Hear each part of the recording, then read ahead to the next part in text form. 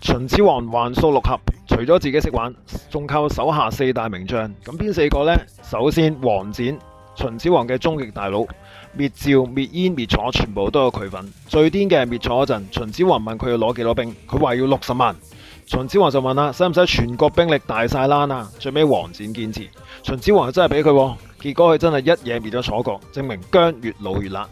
跟住啦，王賁即係王翦個仔，虎父無犬子，用咗幾萬人就滅咗魏國，仲要係咧好聰明地用水攻，直接咧奉黃河水浸咗大梁城，之後仲同老豆一齊幫秦始皇掃埋齊國，呢對父子檔直頭係秦國嘅滅國組合。然之後到李信啦。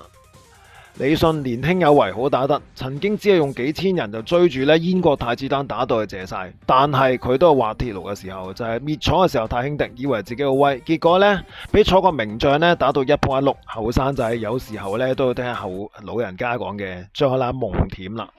打殘齊國之後，佢嘅主戰場喺北方，帶住30萬大軍，驅逐匈奴700幾里，打到匈奴聞風喪膽，跟住仲有接連萬里長城。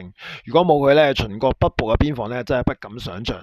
秦始皇嘅江山就係靠呢4個人打返嚟㗎啦。你覺得邊個最勁呢？話我知啦。Follow 我 Gary Sir Channel，聽更多歷史故事，考好啲 DSE，祝大家成功。